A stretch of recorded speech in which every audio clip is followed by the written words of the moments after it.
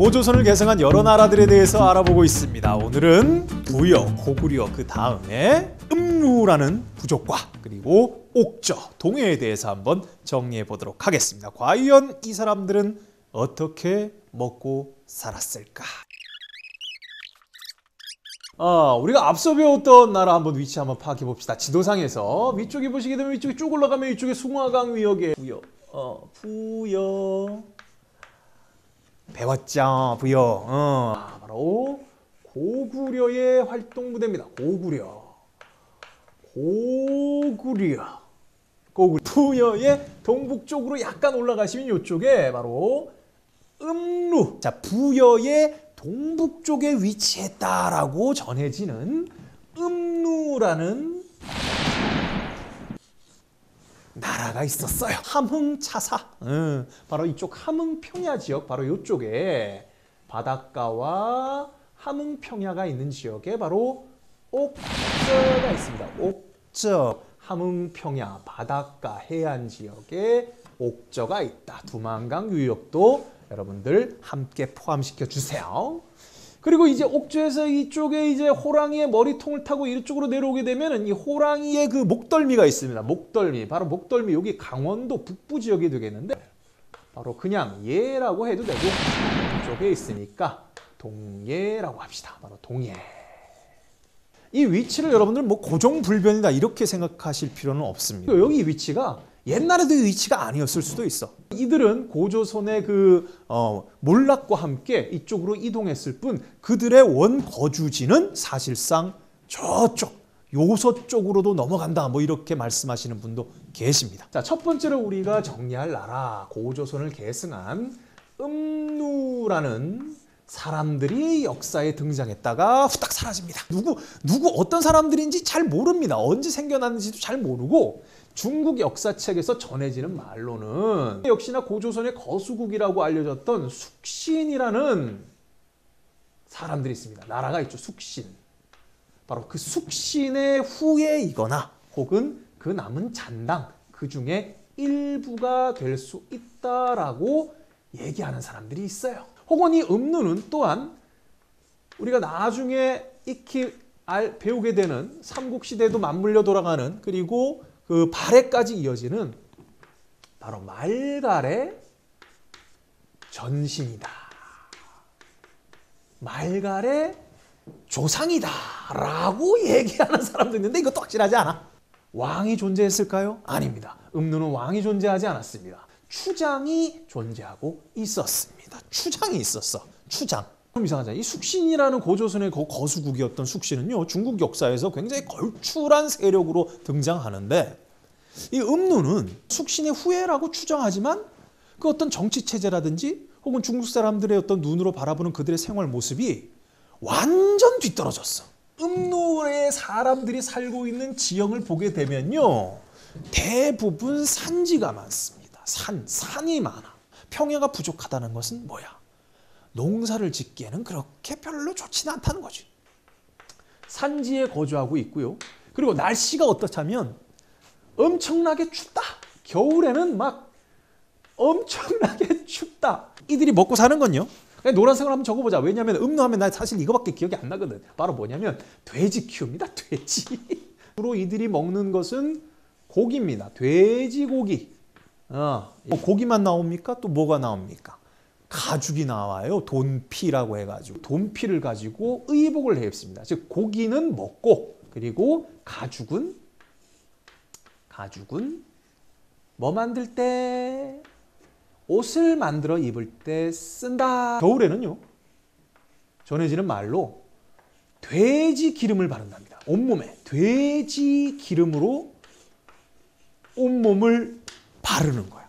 보통 그 생일 맞으면 케이크 얼굴에 이렇게 바르듯이 온몸에다가 돼지 기름을 몇 분도로 바르는 거야. 막 엄청 바르는 거야. 두껍게 바르는 거지. 여름에는 또 어떠냐? 여름에는 엄청 더워가지고 또 거의 옷을 안 입는 데입니다. 30cm의 일척포라고 하자. 일척포. 가로 세로 30cm의 천 두 장으로 앞뒤를 탁 이렇게 가리고 앞에 가리고 뒤에 가리고 이들의 무기 독화살. 그래서 음누 사람들이 만든 이 독화살은요, 사람을 맞추면요, 뭐 살아날 방법 없이 바로 죽었답니다. 독을 바른 화살이기 때문에 그냥 죽었답니다. 이 음누 사람들이 이 담비, 쪽제비과에 속하는 담비, 이 담비 잘 잡는 데입니다. 그래서 담비 가죽도 중국에 많이 팔아 먹었답니다. 그러니까 중국 사람들이 뭐 음누하면 화살과 담비 가죽이라고 띵화를 외치지 뭐 띵. 풍습.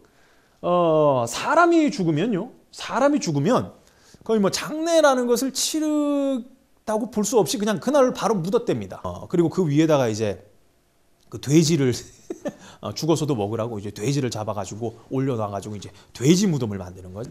이 음누 사람들은요, 굉장히 일단은 성격이 사나웠답니다. 사납다. 그리고 그와 함께 용맹하다, 용감하다 이렇게 표현을 합니다.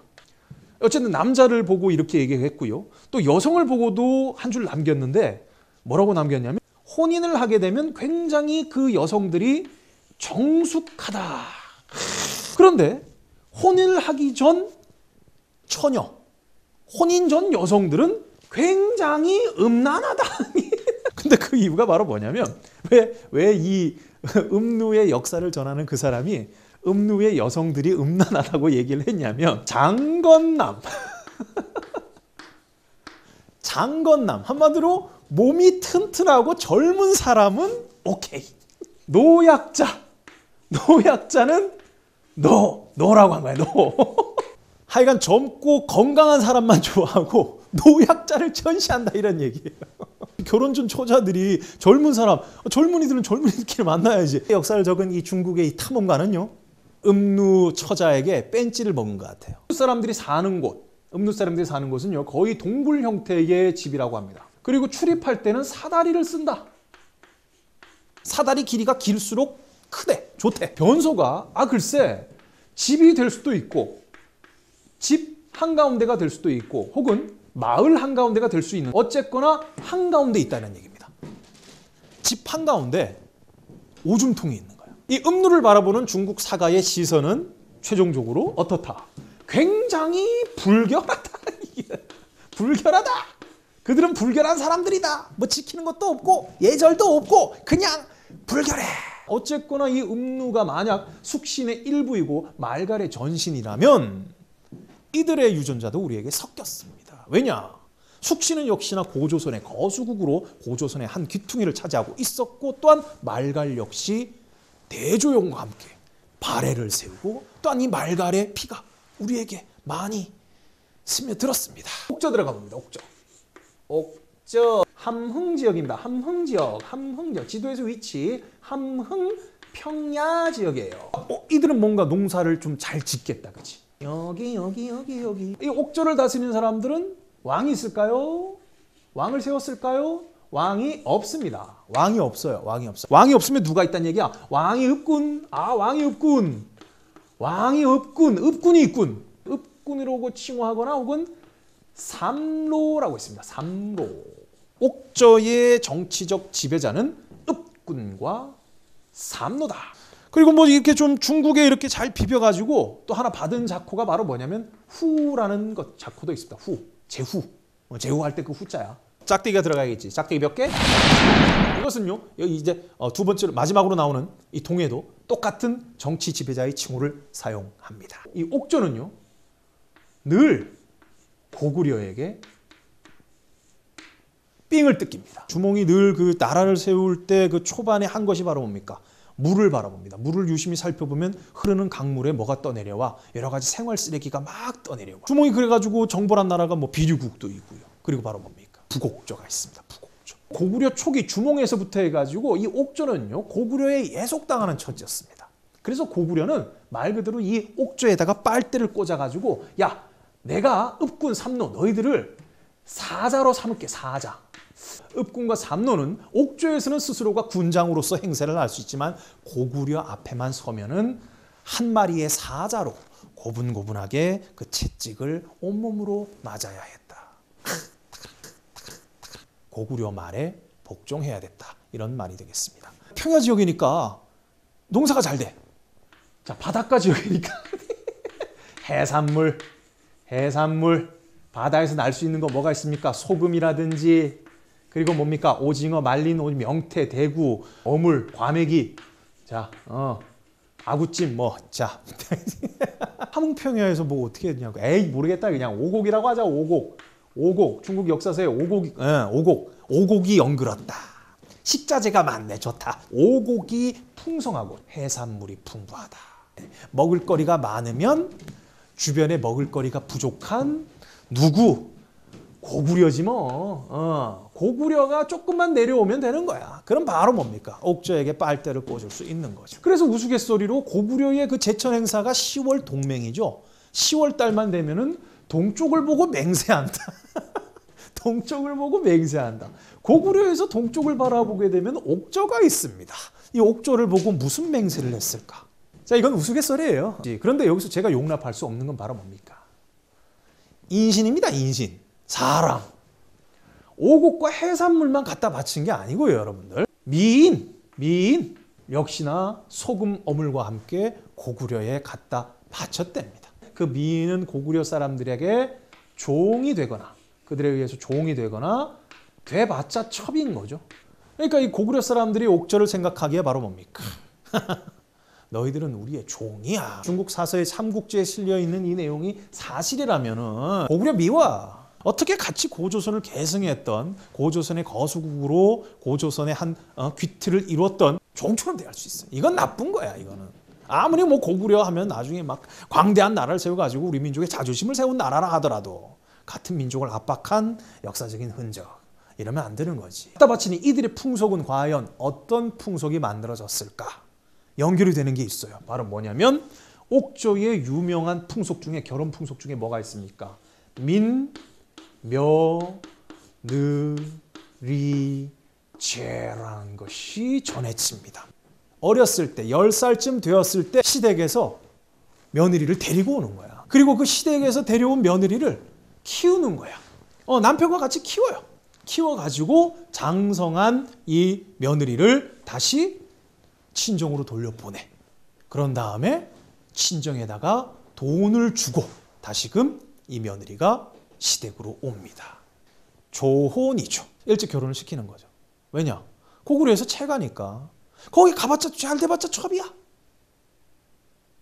뭐 때문에 종이고. 이것이 그냥 우리가 입시국사 할 때는 일종의 돈 주고 사오는 매매혼의 어떤 모습을 보이고 있다고 끝나지만은 이 위쪽에 잘 안 보이는 이 미인을 고구려에 갖다 바치는 이 어떤 그 당시에 옥저의 처지를 생각했을 때 우리 딸을 지키는 방법은 일찍 혼인을 시키는 것이구나.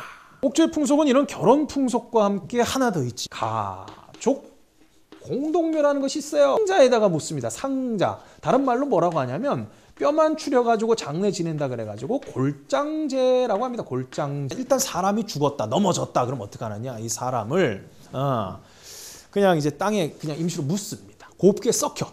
뼈만 남잖아. 그때 이제 파가지고 그 뼈를 추려내가지고 어떻게 하냐면 큰 상자를 만듭니다. 큰 상자. 목곽이라고 해가지고 큰 상자를 만들어요. 그러니까 가족들의 뼈를 한 곳에 한 목곽에다가 이렇게 이걸 뭐라고 해야 될까? 모신다라고 해야겠죠.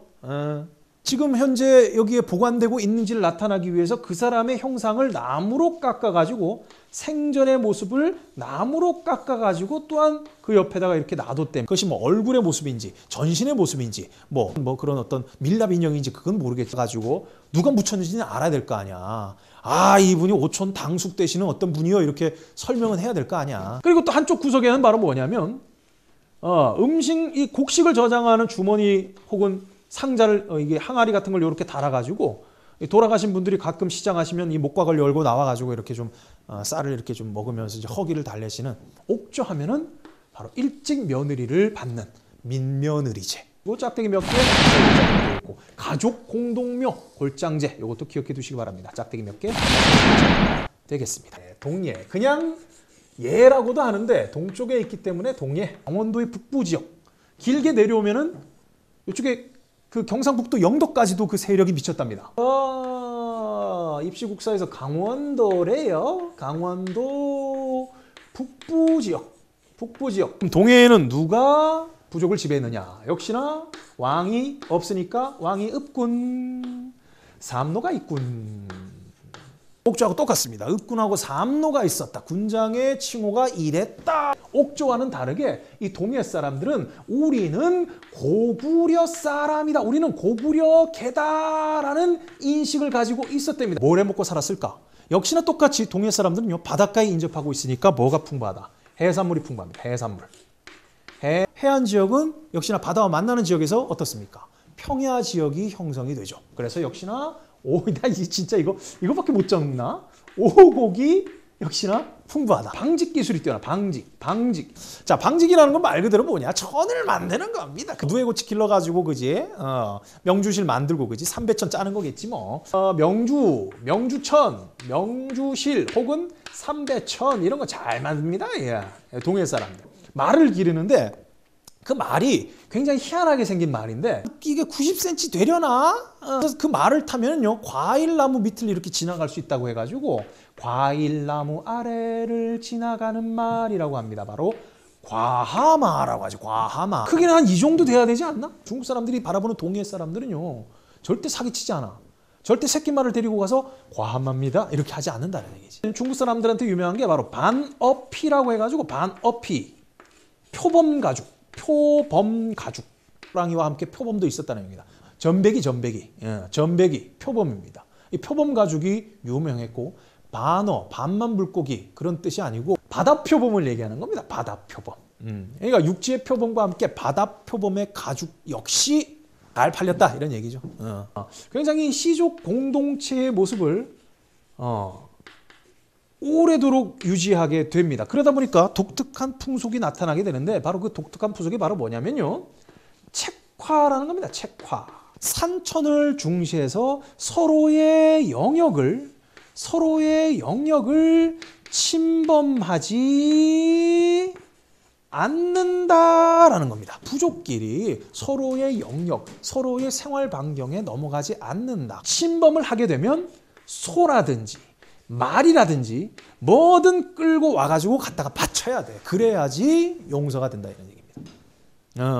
산천을 중시하고 각각의 생활 영역을 중시해서 부족 간의 경계를 서로 존중한다. 그것이 바로 책화라는 것인데 그것을 침범하게 되면은 소나 말로 변상을 해야 된다는 겁니다. 이것이 바로 동해에서 전해지는 책화라는 것인데 족외혼이 나옵니다.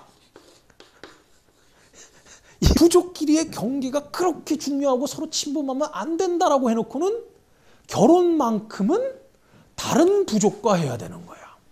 이건 뭐 선남선녀가 어떻게 만나라는 거야 그러면. 그러니까 조계혼과 책화를 연결해 보면 어떻게 될까요? 책화와 조계혼이 같이 존재한다는 것은 결국 결혼을 하기 위해서는 바로 뭡니까? 뭔가 갖다 바쳐야 된다는 얘기가 되겠죠. 이것은 역사서에 나와 있는 얘기는 아닙니다. 그냥 그 정황을 보고 한번 제가 추론해 본 거예요. 제천행사 마지막으로 정리합니다. 제천행사가 바로 뭐냐? 제천행사는요. 옥조는 제천행사가 없네. 근데 그 밑에 동해는요. 제천행사가 있습니다. 언제냐? 10월달입니다. 10월달. 무천이라고 합니다. 무천. 뭐 하늘을 보면서 춤을 추든지 어쨌든 뭐 하늘을 바라보면서 하늘을 숭배하면서 막 춤을 추면서 그 하늘의 기운을 막 북돋아 줍니다. 10월달이에요. 고구려가 10월달에 동맹이라고 해가지고 동쪽을 바라보면서 맹세하면서 동굴에 들어가가지고 수신제를 지내잖아. 동해 사람들은 스스로가 고구려 사람이라는 인식을 갖고 있었습니다. 그죠? 그러니까 고구려가 10월달에 동맹할 때 동해는 10월달에 무천해야지. 동해 사람들 역시나 10월달에 고구려와 똑같이 10월달에 무천이라는 제천행사를 진행했습니다. 이때는 뭐 신분고하에 상관없이 모든 사람들이 함께 웃고 떠들면서 자유롭게 마시면서 며칠 밤낮을 세우면서 춤을 추는 거야. 마시고. 그런 축제가 다시 한번 이렇게 월드컵 같은 그런 축제가 한 번 더 있었으면 좋겠다. 모든 사람들이 함께 모여가지고 좋은 일로 좀 좋은 일이 좀 있어가지고 막 다시 한번. 하지만 이랬던 동해도 나중에 이 옥조와 마찬가지로 점점점 강대해진 고구려에 휩싸여가지고 옥조는요 그 고구려 태조왕 때 바로 이 고구려로 병합되게 되고 동해도 마찬가지 나중에 광개토 대왕쯤 해가지고 바로 뭡니까 거대한 강대국 바로 고구려의 품 안으로 들어가게 됩니다. 즉 병합되게 되는 것이죠. 자, 동해 역시 마찬가지로 정치 지배자, 군장의 이름 읍군상이라는 거 알아두시고요. 나중에 배우는 한입니다. 한, 마한 지난 변한의 신지, 읍차와 여러분들께서 구분해 주셔야 됩니다. 역시나 읍군상로 똑같으니까 기억하기 쉬울 거야. 동해의 책화 여러분들 잘 나옵니다. 아마 알아두시면 많은 도움이 될 거예요. 그리고 외혼 역시나 짝대기 몇 개, 3개짜리 동해 풍습으로 왜냐 섞어 놓거든. 섞어서 우리의 그 아이들을 헷갈리게 만들거든. 옥조하고 동해 막 섞어가지고 동해의 결혼 민며느리제, 엄격한 조계공과 함께 민며느리제가 있었다. 이렇게 헷갈리게 만드니까 구분을 해놔야 되는 거고. 그리고 10월 달에 동해는 무천, 고구려와 똑같이 10월 달에 무천이라는 제천 행사가 있었다라는 거 여러분들 알아두시면 되겠습니다. 안녕. 긴 시간 동안 강의 들어주셔서 감사합니다.